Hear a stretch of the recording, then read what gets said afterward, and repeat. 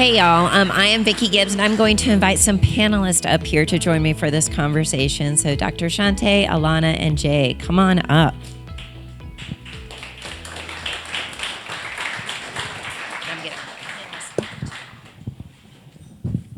All right, so I've been involved in the North Carolina ecosystem here for a long time, and I've seen it change. And I've seen it change in some really good ways, and I've also seen it change probably not as quickly in certain ways, too.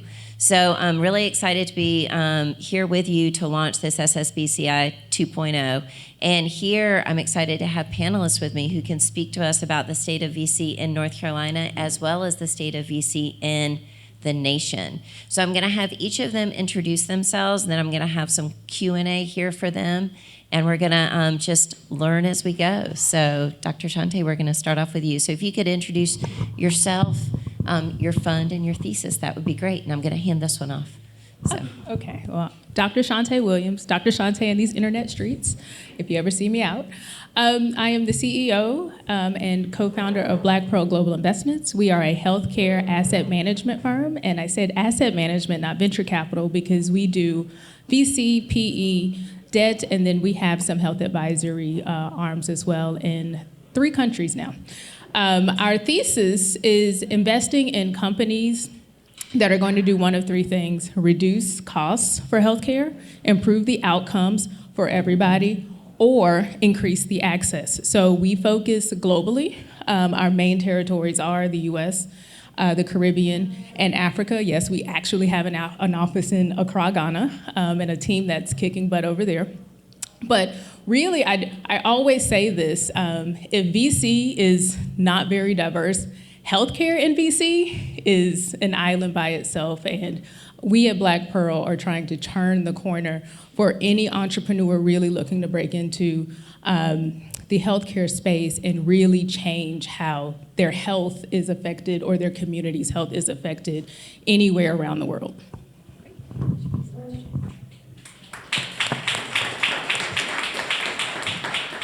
My name is Jay Bockhaus. I manage a fund called the CORI Innovation Fund. Our parent organization is called the Center on Rural Innovation. And what our thesis is closing the opportunity gap that's developed in our country between metro and rural areas through promoting scalable technology startups in small towns.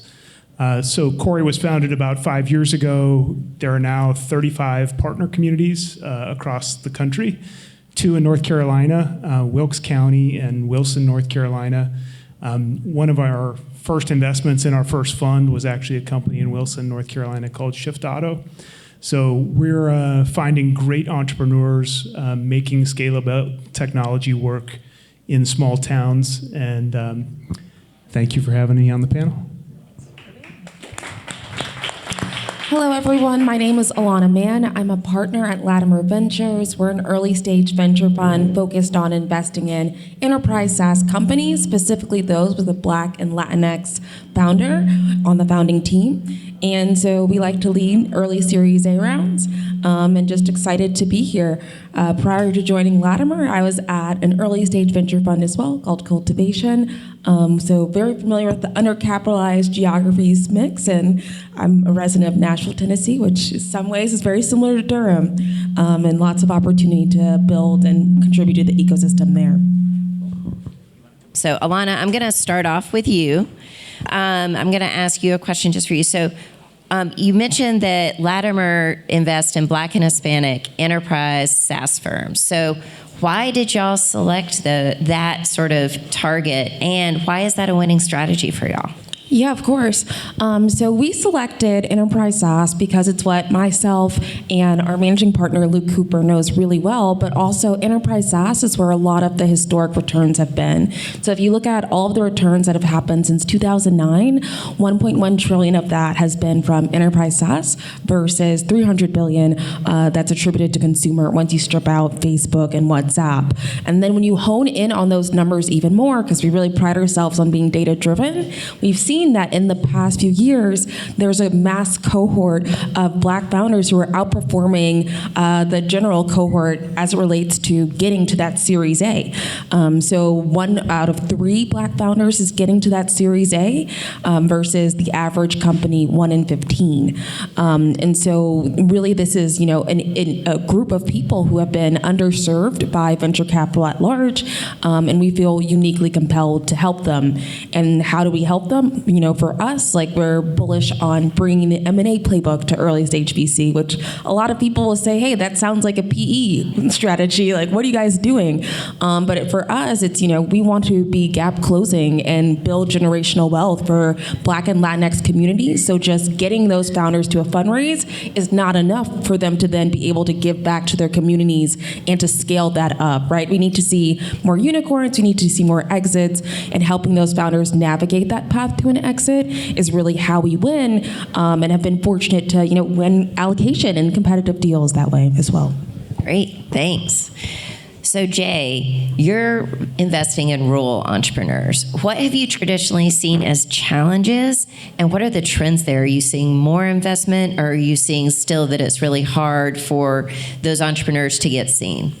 Yeah, I'll start off with a stat first. If you look back to 2015, only 1% of venture capital went to rural areas, which is way disproportionate. It's roughly 15% of the population. Some of the trends with the pandemic actually happening that helped with that. So in 2020, that went up to 2%, which is a doubling, but a long, long way to go from parity. One of the interesting pieces that I find with rural entrepreneurs is they are hyper resilient, and you need to be that anyway to be an entrepreneur, but to believe in your business and making it work in an area where you don't have a lot of examples of that, it's a really resilient breed. The other piece I will say is that one of the advantages of building these businesses in rural areas is it takes a lot less cash burn. And the amount of money we give a company that basically takes it a year in the areas where we invest might last a week in the Bay Area. So that's a major advantage. It also gives them a little bit of flexibility on scaling the business over time, which actually tends to take longer because there's not as large a network effect for those businesses. So it usually takes them longer to build to scale, but they typically can do that in a more efficient way. Thanks. All right, Dr. Shante. So you've been involved in investing for a while. So you've Black Pearl now, prior to that with different things, also as an individual investor. What have you seen change in just the past few years? And how does that pose certain challenges, but also opportunities as we look forward? Well, I will say I'm glad you didn't say the number you put in the questions, because it made me feel old. I'll start with a story, and it's a super short story. When I wanted to become an investor and I wanted to go into VC, I just wanted a job. That was it. Just wanted a job. And after applying and interviewing 15 times, and then being told, okay, well, you have some degrees, but get another one. And then maybe, we'll hire you or consider you. I finally just went, you know what? I got it. I'll do it myself. And that was the turning point for me. So it always brings up this quote, and I'm going to change it a little bit. So James Baldwin once said, the future is like heaven. Everybody is excited about it, but no one wants to get there tomorrow.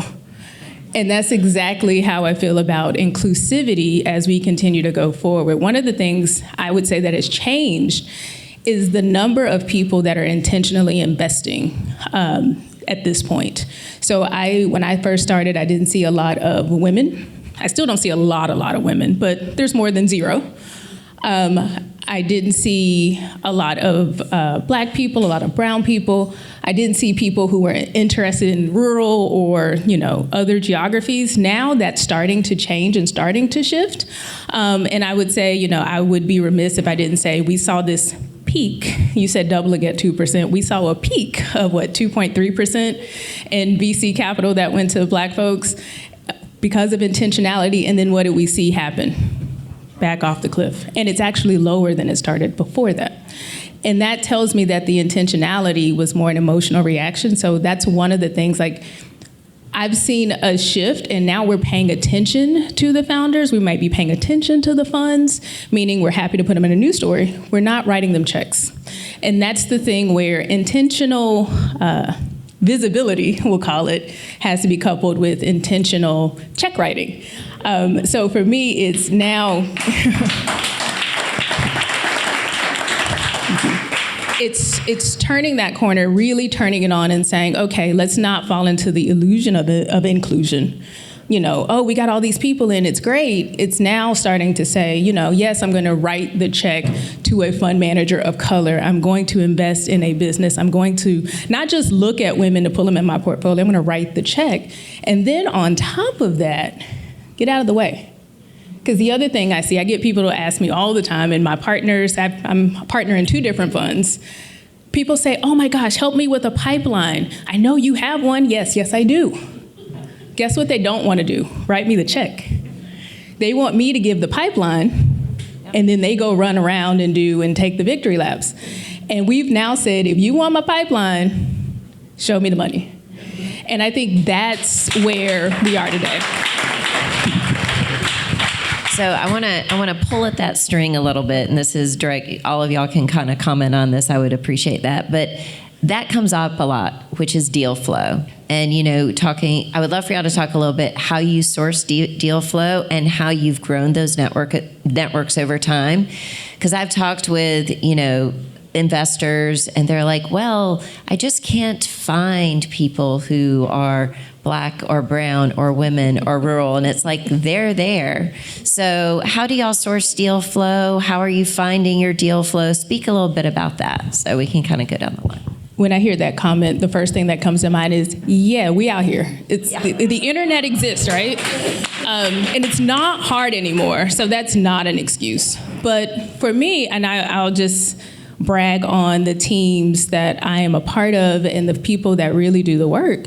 Part of the job for us creating deal flow was showing up.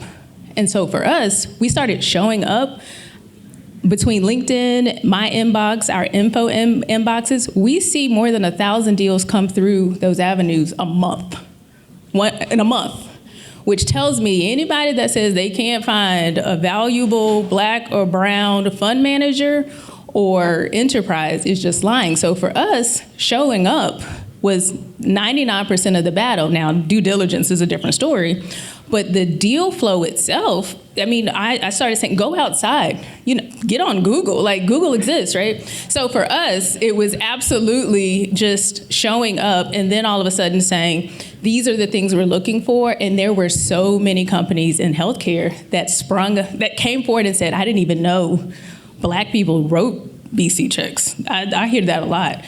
And that was like, oh, yeah, no, we're here. And so that's how you build deal flow is you come out and you don't come out just to say, what can I take from this community? You come and say, I'm here and I'm going to pour into it and build it. The majority of our deal flow comes through the communities we partner with at the Center on Rural Innovation. So each one of those communities is usually centered around a space like this, with a co-working space or an accelerator, and they've got a class of interesting companies growing in their community. And we reach out, they reach out, and that sort of cycle. A lot of the time the company is too early, but that's okay. We get to know them, and some of them grow and prosper, and we find a good investment opportunity, and otherwise we try to help out with some advice. That's good. Yeah, and I would just say, at the end of the day, our job is to find great deals and to get in front of founders and meet them where they're at. So I think a lot of times when people say, oh, there's a pipeline problem, it's well, maybe you should focus on your demand generation. Are you on LinkedIn? How are you going out and being visible and accessible to founders? And I think VC suffers from this community of exclusivity. And I think if you look back to kind of first iterations of VC, that it was exclusive, and some some ways attracted certain types of people that wanted to keep it exclusive, right? So like if you're a founder who's wondering, okay, like how do I meet VCs who understand me and my business and who are, diverse and look like me, like make sure you're finding people who are just out there and accessible, because those people do want to help you. Sometimes those might come in the form of, earlier pre-seed funds or, accelerator programs or ecosystem builders, right, that are just prominent in your community, and like being really good about keeping them up to date what's going on with you, because they're tracking you so that they can share deal flow with later stage investors along kind of the trajectory. And if they don't have the data points to kind of be really resourceful and scrappy in your and advocate for you in rooms you're not in, that kind of pipeline does get broken along the way. So I think like both sides have to do better about, one, being accessible to each other, and then communication is huge, right? Like I think if there's ever a problem with things being exclusive, over-index on being extra communicative and finding people who do look like you, reaching out to them on LinkedIn.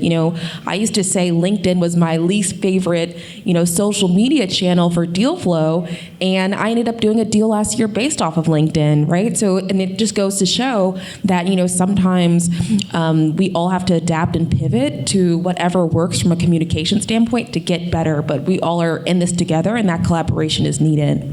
Yeah. Great responses, y'all.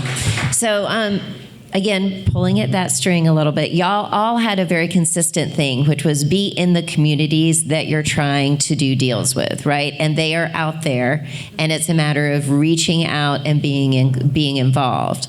So there are a lot of people that I've talked to here and also over the past year or so that are in the boat of, I'm going to do it myself. A lot of emerging fund managers that may be raising their first fund, right? What kind of advice do you have for them sort of getting into this world, from like finding LPs, how do you find people who write checks, to starting to really establish themselves as a new fund?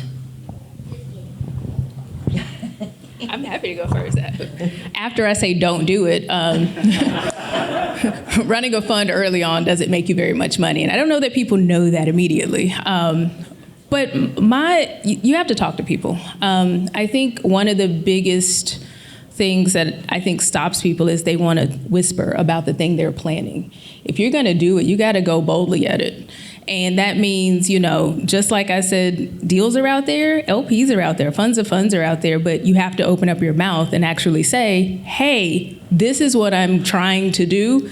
And one, think about it, think it through. Not, I want to be a fund manager because I want to hop on a private jet, because I don't know if either one of y'all have a jet, but I don't. But really coming back and saying, this is what's important to me, having it defined and tight, and then going out and saying, who is in my area that's doing this work?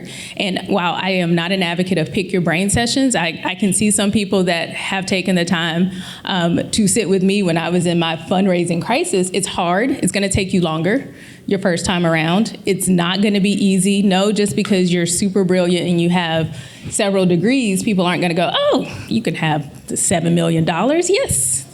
Be prepared to answer the questions. Be prepared to get a bunch of no's. But then also say, I heard Bill before it say, we know we have something here. We don't know what it is, but we have something here. That's from the startup side, but I felt exactly the same way on the fund side, which was, we know there's a need. We know there's deal flow. We know that there's more than enough money in the state of North Carolina. I'm down in Charlotte. I'm sitting in a banking city, right? So I know the money is there. Now I got to go knock on the doors. And so that was really me. And I had a spreadsheet of, oh, nope, they said no. I'm going to talk to them in a month, though. But they said no, and keep it moving. And I mean, and it's really, to me, no different than starting a startup, is doing that first fund, knocking on the doors, asking the questions, and being open and vulnerable. If you don't have a first check, you don't have a first check. And be honest about it and say, but this is what I'm trying to get to. And there are so many more resources now than when I tried to do it bullishly on my own. The first time I failed. The second time I asked for help, and that's when I got it. So I think particularly with the first fund, you have to have a strong thesis, and whatever that thesis may be, you need to find a like-minded set of individuals who want to support that cause and mission, and that's going to be your audience. First funds are generally subscale, and they don't make a lot of money, and you're not going to find the typical institutional investors for a larger fund. So it's generally high net worth individuals who want to support a specific mission. So that's on the investor side. And then you need to make great relationships on the deal flow side and demonstrate to the people who are interested in this cause that you can connect their dollars to very interesting transactions. Yep. Yeah. Yeah, and then I would just add in terms of advice, community is huge, right? Like if you think about the peer-to-peer resources that are out there for founders, there are some for fund managers, for partners as well. Lean into those communities, because the one thing you don't want to do is feel like you're in this alone, especially when you might be on, a full day of fundraising calls where people are like, what are you doing? What's your thesis? And it does in some ways feel like you're just, an image on a screen. Get out and talk to people. And there's a lot of communities that are empowering women, empowering emerging fund managers. And, at the end of the day, you just kind of have to stay in it. Culturally, as a team, we have this internal mantra, which is every day, just focus on competing with yourself, right? Like, how do you outrun yourself each day? And, it comes from, the sports method, the sports, illustration of, how do you personal record, right? Like every time that maybe you are running or maybe you're biking, et cetera. But for me, it's treat every day like a personal record in terms of not just getting fundraising meetings done, but getting something out of it. If it's new community, if it's new founders that you're supporting, if it's new ecosystem builders that you're connecting with, make sure that you have kind of a give first mentality for those meetings, because that will just make your community scale up and grow. Because at the end of the day, you just have to stay in it, right? You just have to stay the course and just keep outrunning yourself, because eventually you'll be on fund 2.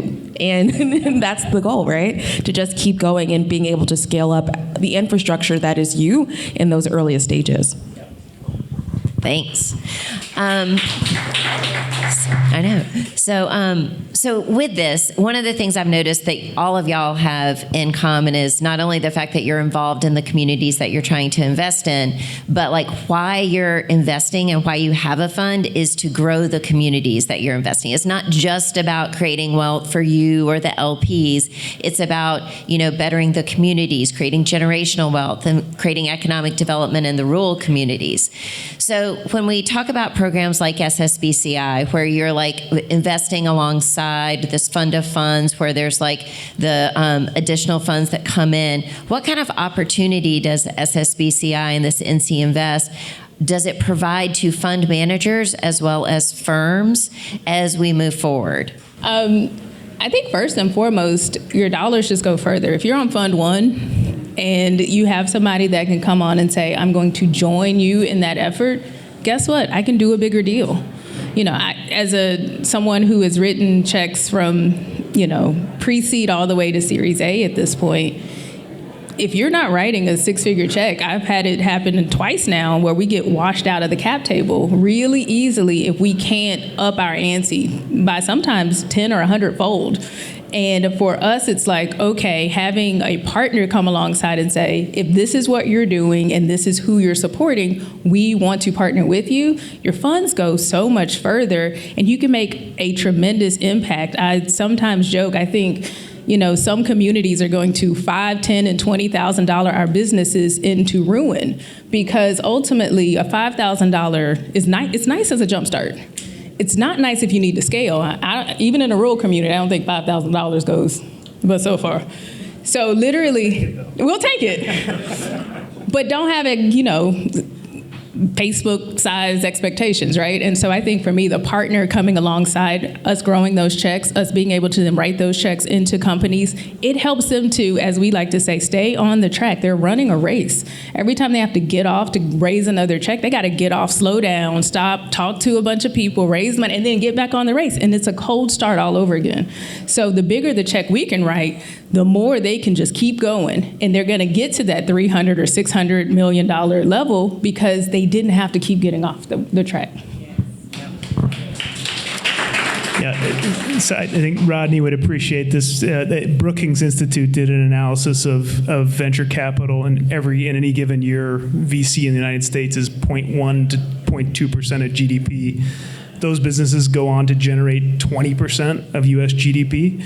So it's this hugely scalable instrument that I think government dollars are very well served supporting, but those government dollars need guidance. So I think this is a wonderful partnership between private entities and some federal funding that can go into these underserved communities and serve as a huge catalyst for growth within the economy.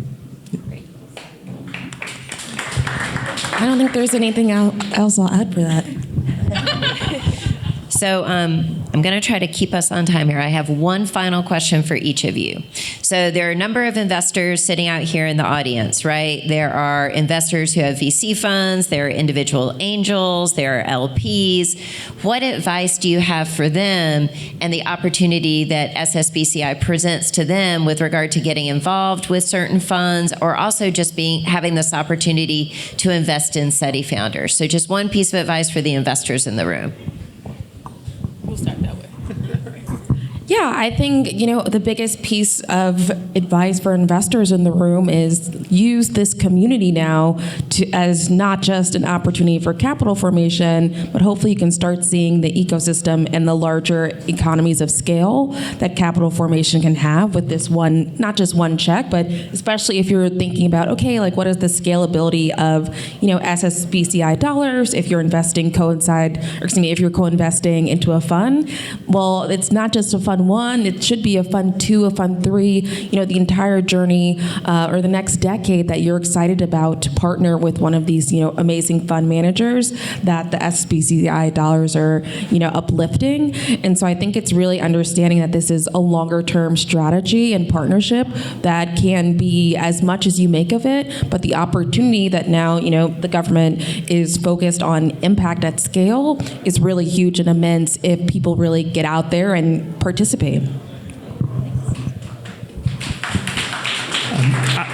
I'm a very huge fan of impact investing. I think it allows an individual to support a mission and have those dollars scale to support that mission over time versus sort of a one-off impact.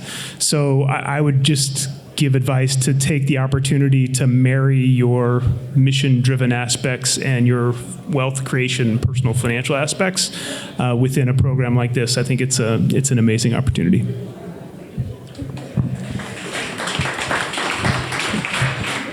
Anybody who knows me knows the first thing I'm going to say to investors is cut the check. Yeah.